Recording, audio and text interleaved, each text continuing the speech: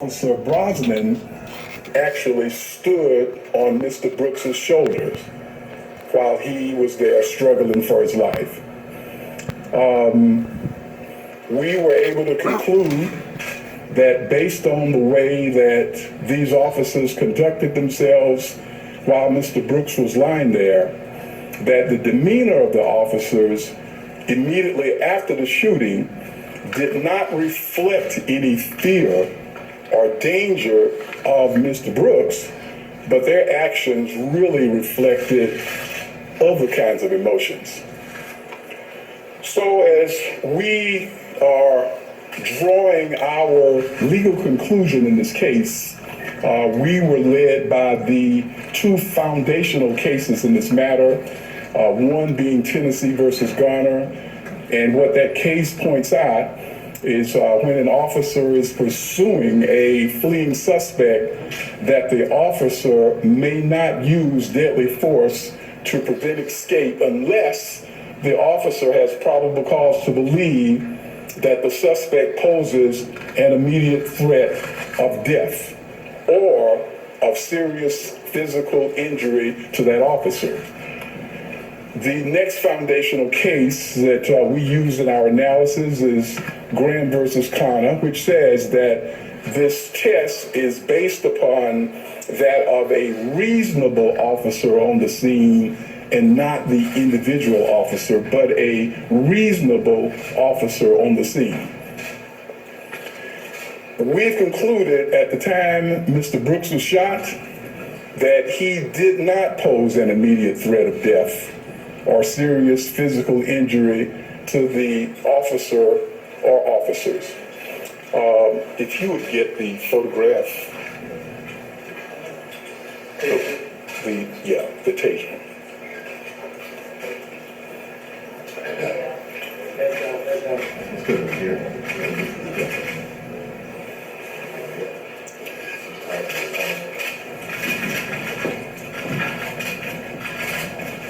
This is the first photograph that we were able to clean this kind of quickly to see if you can get it straight.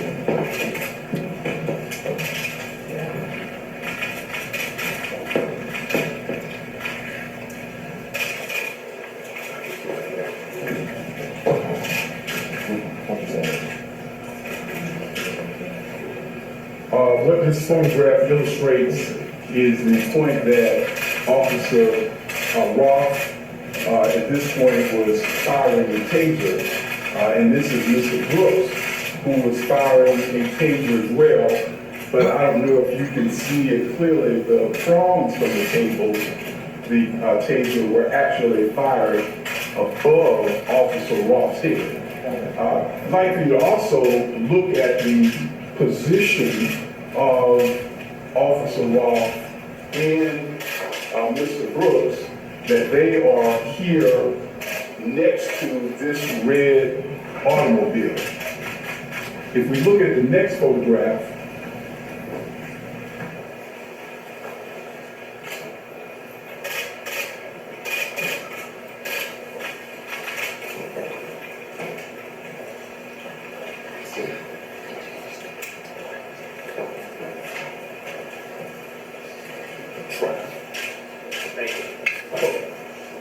if we look at the next photograph, we'll see that the positions of both parties, they've changed.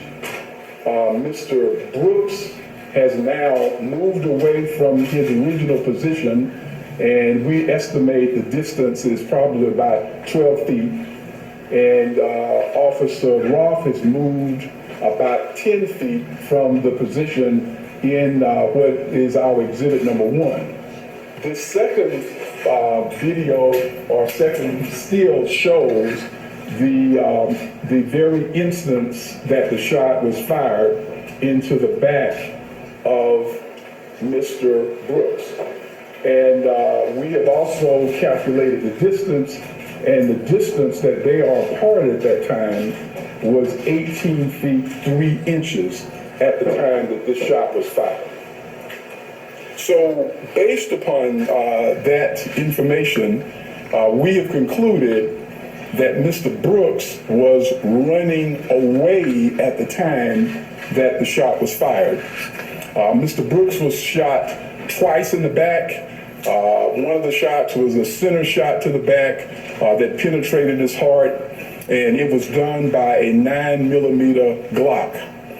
Now, one of the things that we also relied upon in our conclusion is something that is called under the law, referred to as an excited utterance. And that's when someone makes an immediate statement, and because it is made without the ability to consult with counsel or to think about it, under the law, an excited utterance is considered as highly reliable. And at the time that the shot was fired, the utterance made by Officer Roth was, "I got him." That was the statement that was made at that time. We also noted that Officer Roth was firing a taser at Mr. Brooks. The City of Atlanta SOPs, in fact, prohibit officers from firing tasers at someone who is running away. So the City of Atlanta says you cannot even fire a taser at someone who's running away. So you certainly can't fire a gun, a handgun, at someone who is running away.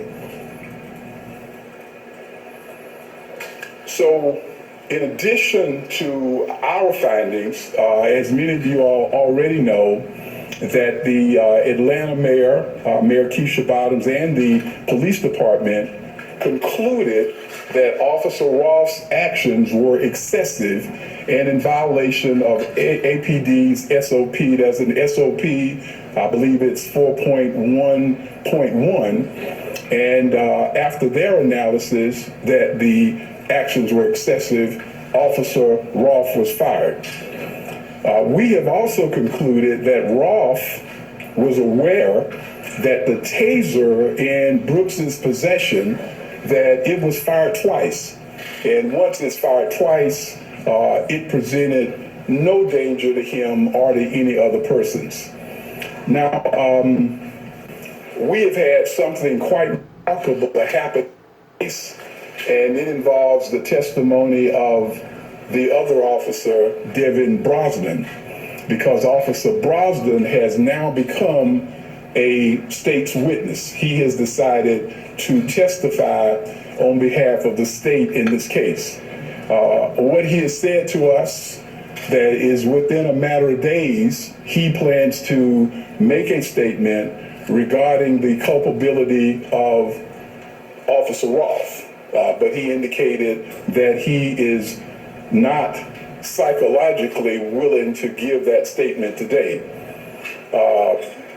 Officer Brosnan, however, has admitted that he was in fact standing on Mr. Brooks's body immediately after the shooting. So these are the charges that we have had filed today, signed by one of our Superior Court judges. These are the 11 charges against Officer Roth. The first charge is felony murder. This is the death that is as a result of a underlying felony, and in this case, the underlying felony is aggravated assault with a deadly weapon, and the possible sentences for a felony murder conviction would be life without parole, or the death penalty. Now, he's also charged in the arrest warrant with aggravated assault with a deadly weapon, and this is a count charging him for the shooting of Mr. Brooks, and the possible sentence for aggravated assault is 1 to 20 years. The third aggravated assault account is for the shooting towards or in the direction of Mr. Melvin Evans. Mr. Evans was the person who was seated in the car. Do we have the picture of Mr.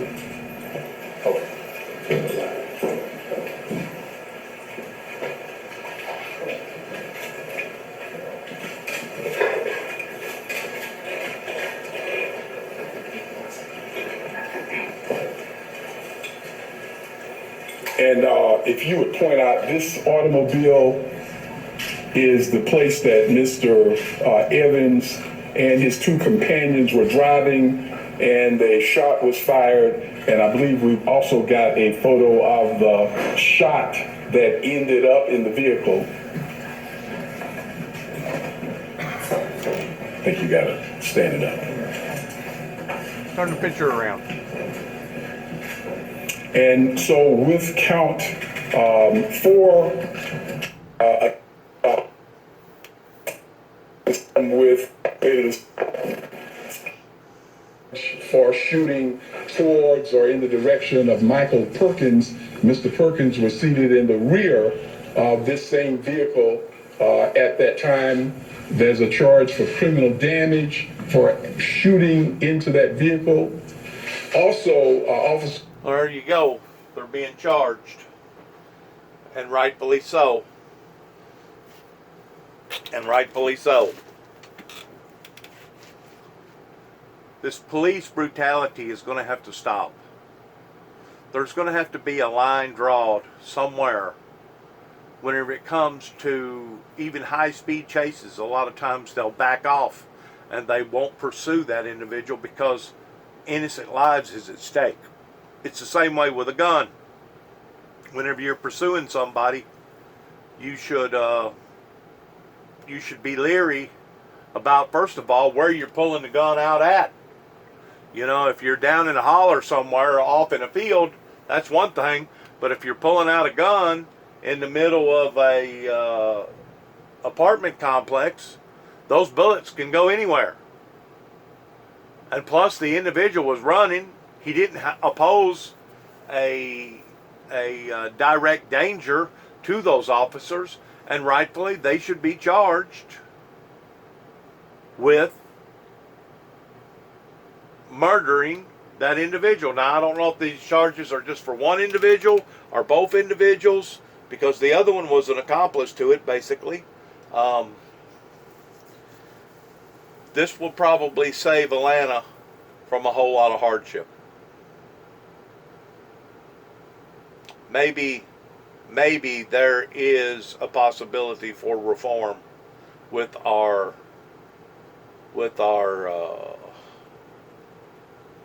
agencies that we have hired to govern us and to guardian us without any more fatalities. Maybe there will be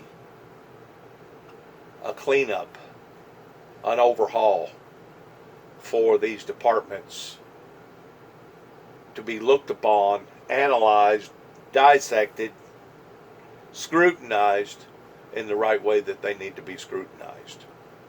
Once more, for the most part, most officers, male or female, they go to work, they want to do their job, they want to come home at the end of the day, they've got children, they've got wives and husbands, they've got dogs, they've got cats, they've got lives other than being a police officer. But they must stay in check with the guidelines and the proper procedures of how that they violate other people's safety in pursuing somebody like this. So 2 thumbs up to the judicial system in Atlanta for recognizing that these officers, or at least one officer, is to be charged.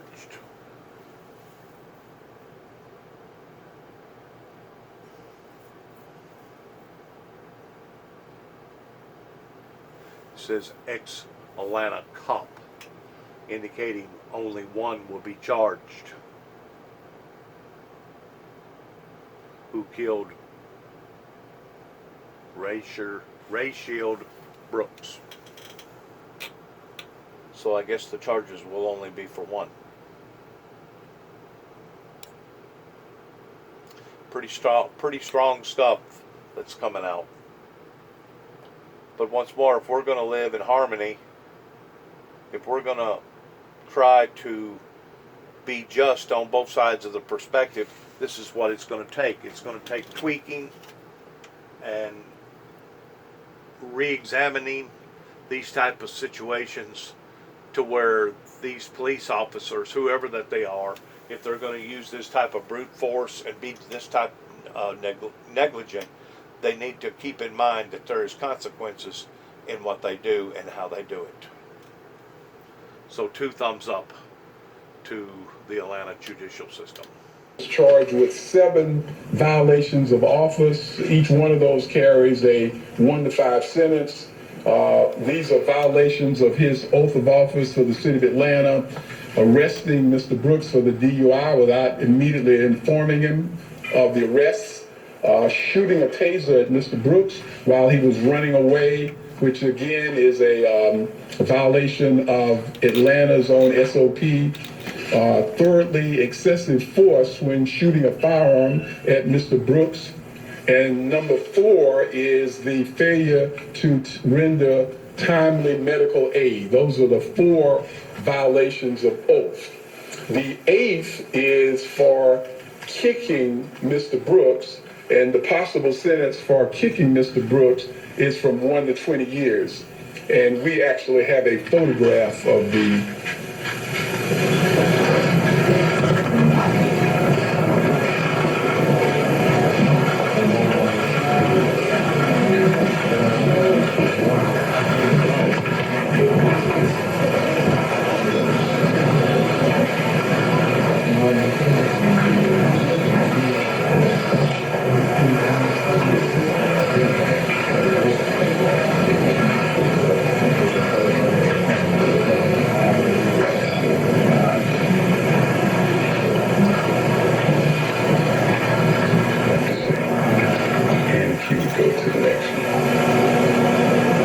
In other words, it wasn't good enough to violate all those principles.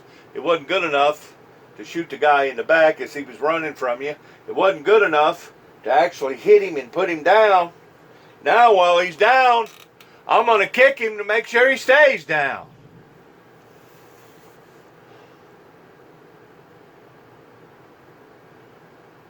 That's pretty raw and intense right there. That's cold-blooded right there. And these are the charges for Officer Brosnan, and there are a total of 3 charges. And the first charge is for aggravated assault, and this is for standing or stepping on Mr. Brooks's shoulder. The possible sentence for this crime is 1 to 20 years. And this is a photograph of Officer Brosnan, who you can see to the right. And at the time of the photograph, he is standing on the body of Mr. Brooks.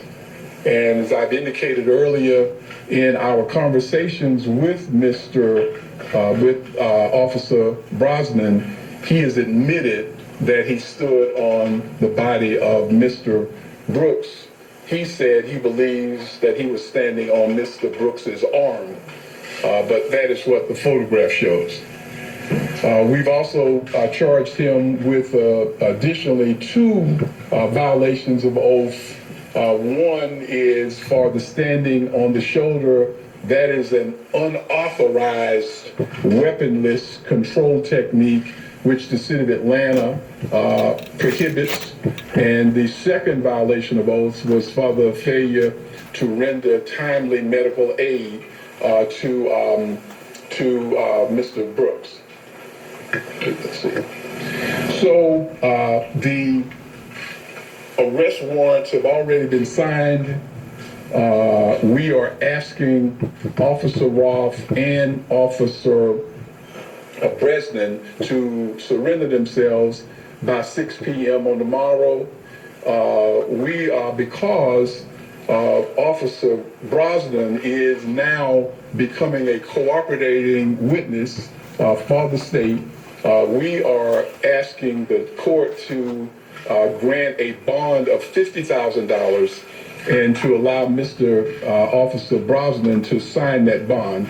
As I indicated, that he would become one of the first police officers to actually indicate that he is willing to testify against someone in his own department. As for Officer Roth, the person who fired the 2 bullets, we're recommending no bond for Officer Roth. If he is given a bond, that would be done by one of our Superior Court judges. But because of the severity of his act, and then following up that act with kicking Mr. Brooks, we're asking that he not be granted a bond. I think that's it. I do want to ask Mr. Sean Williams. Mr. Williams represents Melvin Evans, who was driving the vehicle from Memphis. I have already apologized to Mr. Evans on behalf of the people of Fulton County and the city of Atlanta. He was only down here for a short while, and it's really unfortunate that his vehicle was fired upon that night. Sean. Thank you, Mr. Howard. I first want to, on behalf of all 3 of my clients who not only witnessed this horrific and tragic killing of this young man, I want to offer the condolences from them to the Rayshard Brooks family, and particularly his daughter. It has been very difficult for each one of my clients because they witnessed it, and they themselves have a lot of emotion on what they saw and what they was a part of involuntarily. I want to thank Paul Howard personally and commend him. I've been doing these type of cases across this nation, and Mr. Howard is one of the few prosecutors who will actually go on the line to even investigate something like this, as serious as this, and to do it in a way that I believe makes this city proud, as I'm a resident of this great city. And as he said, with greatness comes responsibility. The city of Atlanta is a great city, and I wanted to apologize to my clients themselves that they came from Memphis and witnessed this. They're not going to give statements here today, but I will confirm to you that they have met with the Georgia Bureau of Investigation, provided them statements as well as information to support what you saw presented today by Paul Howard. It confirms that at no time was Mr. Brooks ever a threat to anyone, including the officers in that Wendy's parking lot. My client's statements confirm that Mr. Brooks was running, his back was turned, and was never a threat to anybody. The only threat that arose is when officer pulled out a gun. 2 of those bullets entered Mr. Rayshard Brooks' body, killing him. 1 of those bullets entered my client's vehicle, almost killing them. We could be here talking about 4 murders. And for that, my clients have suffered a lot, but nothing compared to what this family has. And with that said, my clients are here to join the fight of justice, to provide any assistance to this family, as well as to the Fulton County District Attorney's Office, as well as the G.B.I. And they look forward to an opportunity where they have justice is served. And I want you to know that they were fearful for their lives. That bullet came very close to them, and Mr. Brooks's body laid less than 10 feet from their vehicle. And keep in mind, this was in a crowded Wendy's drive-through parking lot. And when you take the actions of reasonableness, as Mr. Howard said, reasonableness never has a deadly weapon being fired when you have innocent bystanders like my client standing. All of those things, as well as the fact that Mr. Brooks was not a threat to any officer that night, should have gone into play, but it didn't. And I hope and pray that with this action by Fulton County District Attorney's Office, as well as the actions by Mayor Bottoms and the task force, that we don't have to have any more press conferences like this anytime soon. Thank you, Mr. Howard. I appreciate it. I want to weigh in real quick on what's being said here. Um, they have analyzed the situation very carefully, and they realize that the officers was at fault in careless, reckless actions that did not warrant this type of action. I have personally lived in the Atlanta district on 3 different occasions. The first time I was in Duluth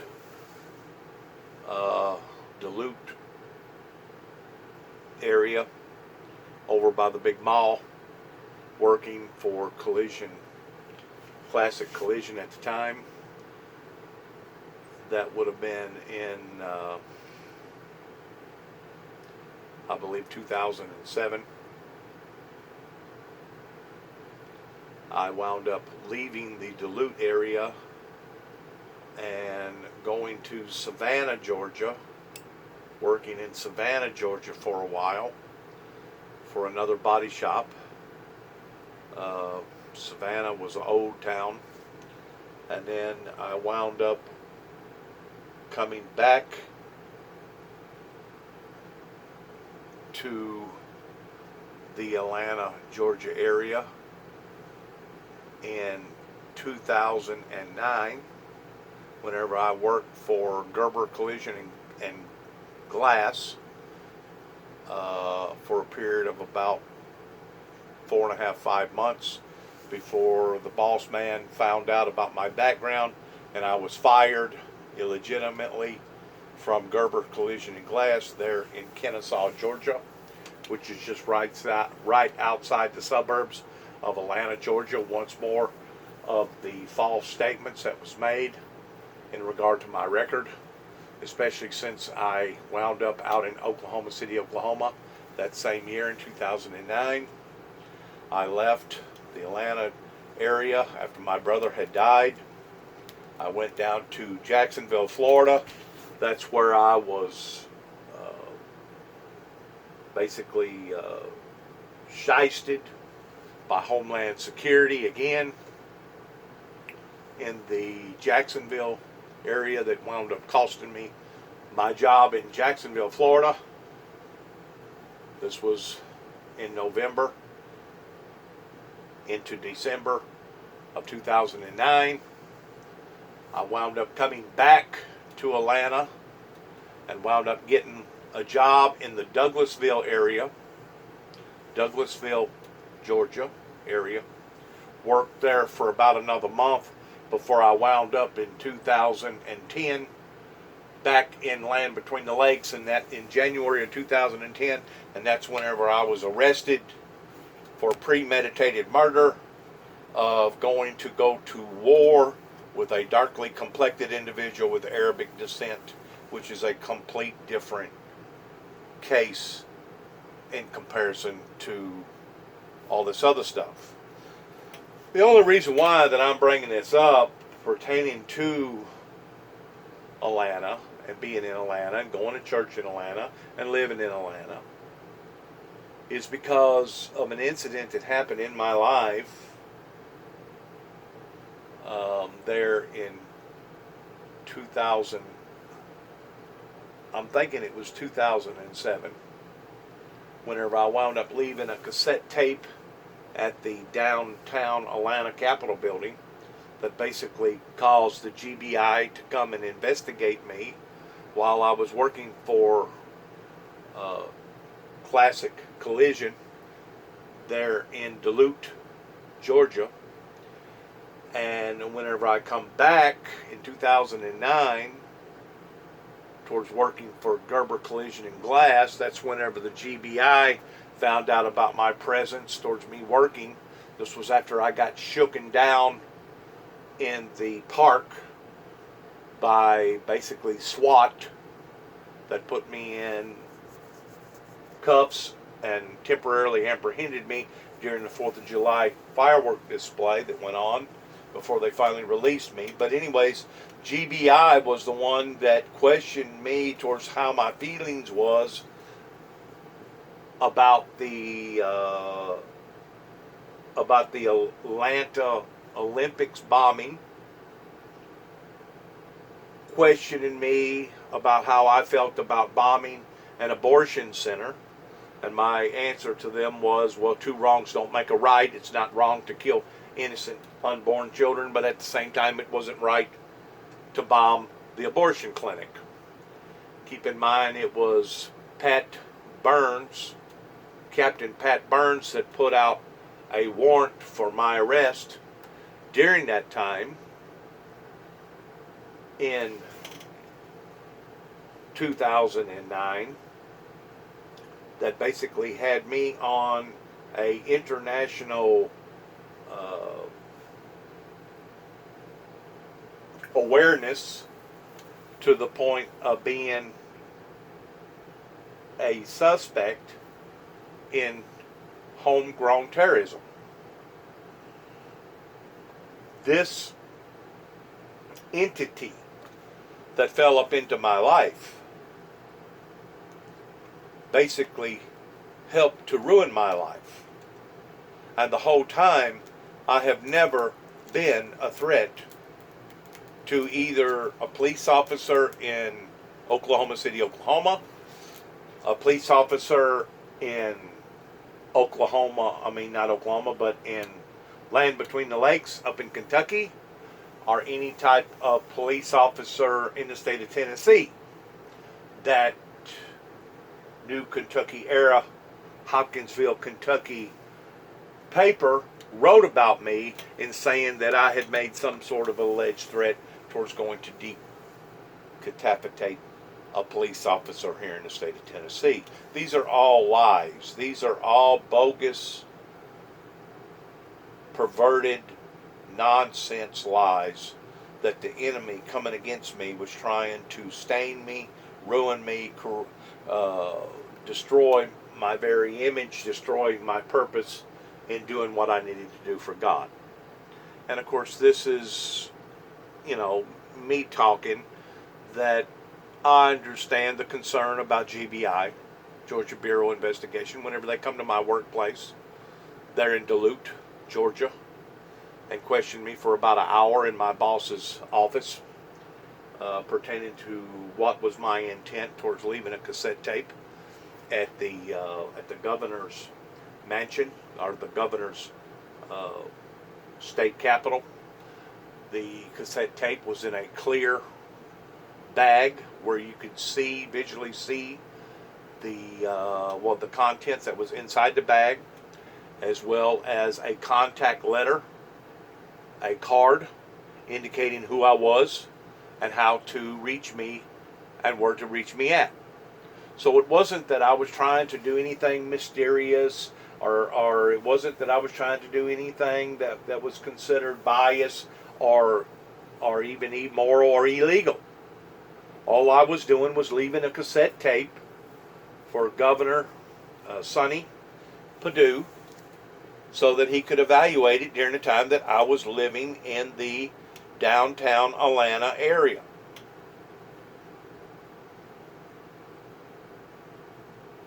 While I was in Savannah, Georgia, dropping off more material, once more, the feds found out about my whereabouts, and I basically had to flee Savannah, Georgia, which is on the east coast of America, just to get away from the heat, because they was in trial and error towards wanting to make up stuff in this investigation towards trying to bring me down while I was in Savannah, Georgia.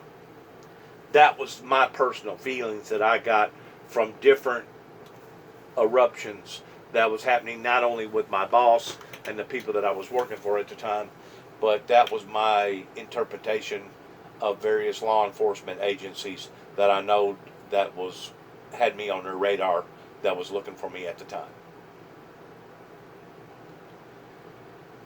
These insensitive situations that I have been in, not just in Georgia, not just in Kentucky, not just in Oklahoma, not just in Tennessee, not just in Washington, D.C., are all leading to law enforcement that is and has been managed by the wrong concept, by the wrong spirit, in trying to take good people and turn them into bad. And basically cause bad people to get away with the next thing to murder. And it tells you how unjust that our law enforcement agencies has become, not just in one particular area, but in all these areas. Like I said, even while I was out in Phoenix, Arizona, I was attacked by various law enforcement agencies out there pertaining to the FBI and their state law enforcement in Arizona. I was basically attacked in California. Out of all the places that I've been to, I was attacked in Colorado, up in Aspen, Colorado, or Basalt, Colorado, by their authorities, working through my job industry that I was working at the time. But out of all the places that I've been to, that I didn't get harassed, and I didn't get agitated by various authorities, either local, state, or federal, was New Mexico.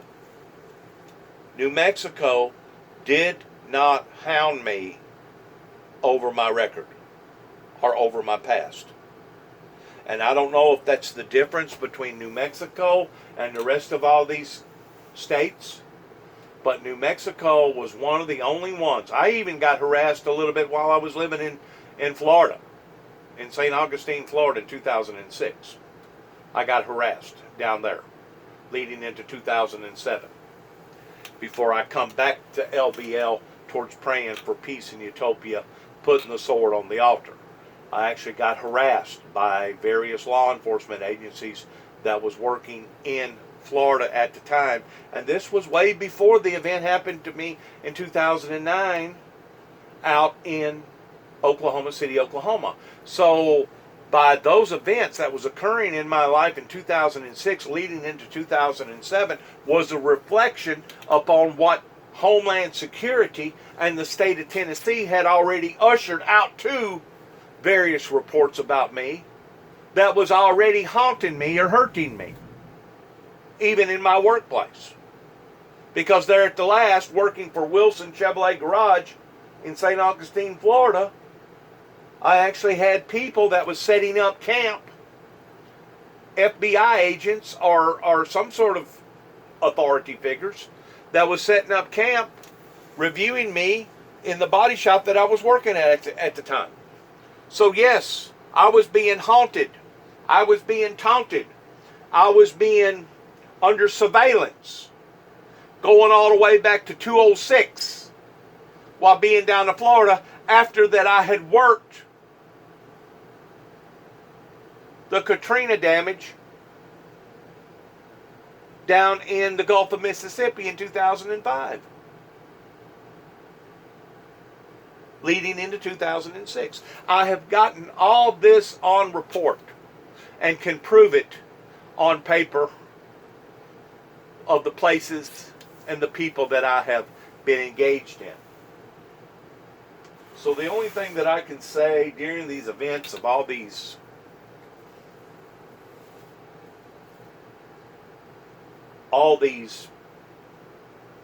problems that has suddenly occurred that are now being intensified because of social media and all these different people with all these different documentation devices in their hands. The only thing that I can say is that certain people in America has brought this hardship upon not just the guilty, but also upon to the innocent. And until good investigators find out what actually has occurred here, going all the way back to 1983, 1988, whenever 9 tapes got sent to the White House, 1989, whenever Homeland Security was engaged in a shakedown in Madison County, and until people really want to put their heads together in trying to identify in the core of origin where all this began. I'm pretty sure that things is going to intensify and get worse and worse and worse until somebody wants to do something about it. Which, once more, we're going in the very opposite direction of peace and utopia.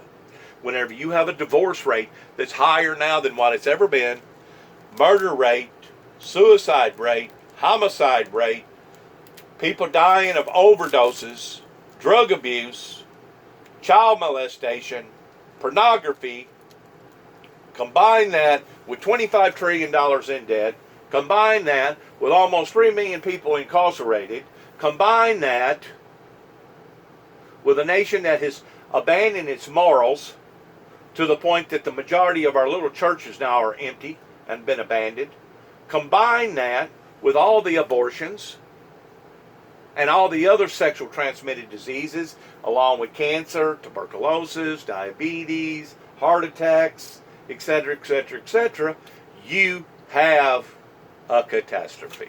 Once more, crisis in America. The only thing that I can say in ending of this video is that the G.B.I, the Georgia Bureau of Investigations, their judicial system, finally woke up and done the right thing today in issuing out these types of warrants for these people's arrest. That, I can say, is a little bit of light at the end of a dark, dark tunnel. Good luck to all of us. And shalom. And may God have mercy on each and every one of us.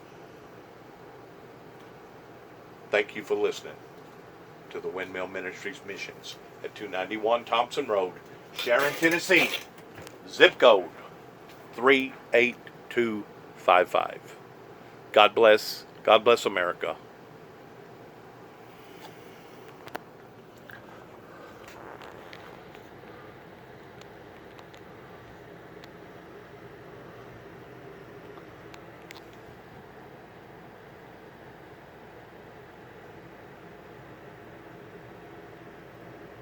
And God bless the family who's going through so much hardship right now in regard to an unjust action.